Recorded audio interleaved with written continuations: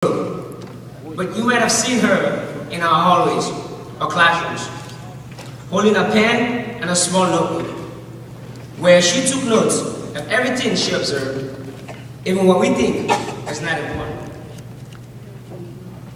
Ms. Brooke might not know the specific details of the stories of each student in this room, but she understands our struggles, our journeys, and the importance of what the diversity in this group brings to this country.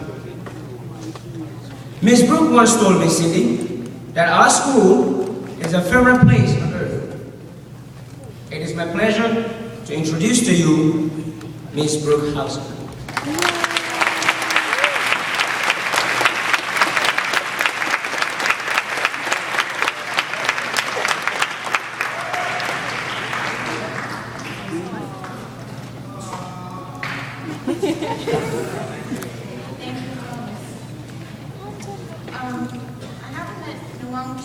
But I loved his speech as well, and my nose is really runny and my heart is beating really fast. So I just thank you so much for that beautiful introduction, and it's really exciting being back here and seeing so many familiar faces. As you may know, and as Mohammed started to talk about, well, I spent a year at this school writing about the school, the students, the teachers. But I recently moved from Brooklyn to Massachusetts. It's been very exciting to live somewhere new, but leaving Brooklyn has been hard.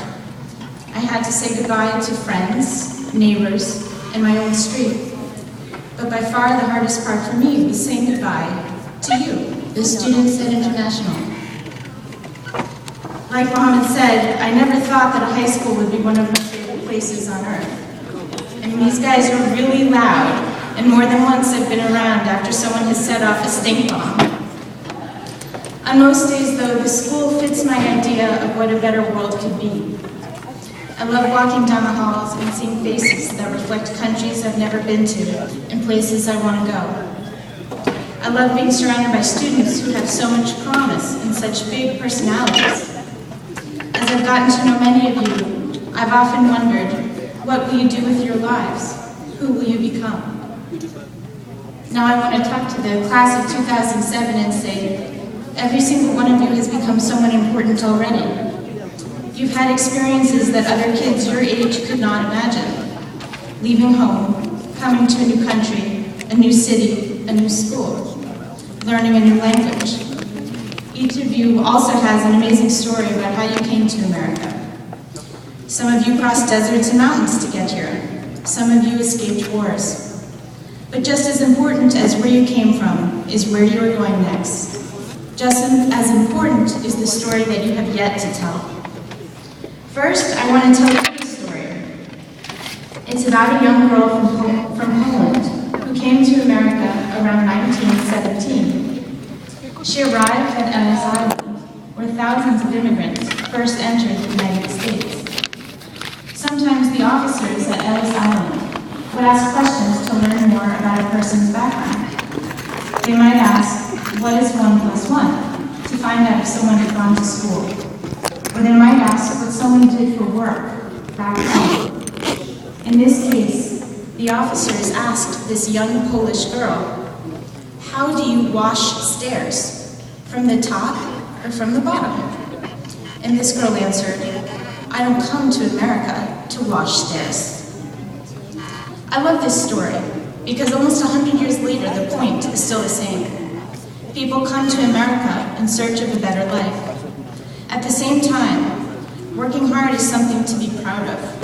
It is the first step toward a better life.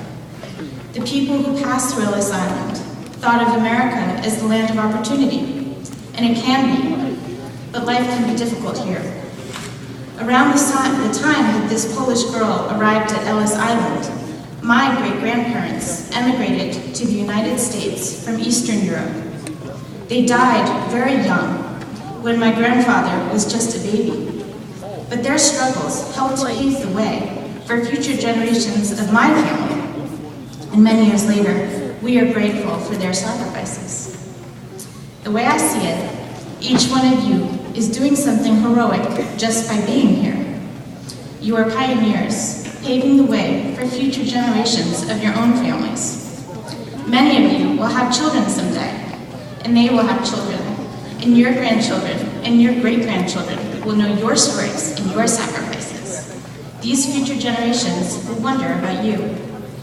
They'll want to know more about your life as a yak herder in Tibet or as a young girl in Yemen. Your history will be passed on much in the same way as the histories of countless people who have come to America before you. But here's where you are different. You have gotten something that others before you have not, a first-rate education. At International, you are also fortunate enough to have a community of people who support you now and will continue to support you long after you walk off this stage. So today, you're the ones who have to say goodbye. When you leave this building, what will you take with you? Maybe you'll remember the boys of 718 La Familia rapping in the cafeteria.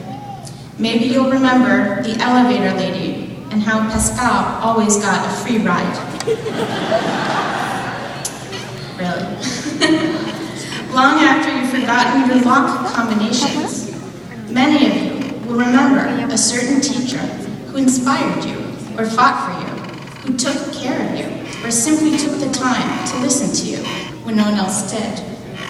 And of course, you'll probably never ever forget your first day. All of you have traveled and grown so much in the past 4 years. You've learned English, but I also hope that you remember the important lessons that you learned outside of the classroom. Be open to new ideas. Surround yourself with people who are different than you, and you will never stop learning. Advocate for yourself.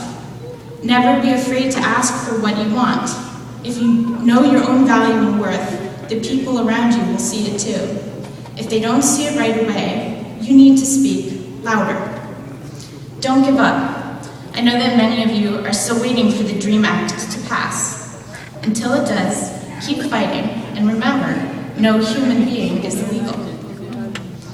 I also want to say to the students who may not be graduating this year, keep going.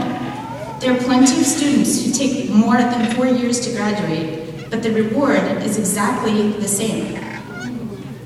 I just want to say that in my career as a journalist, I've written about a lot of different kinds of people. Yes, Beyonce and Rihanna are included. My job is always the same, to listen to their stories.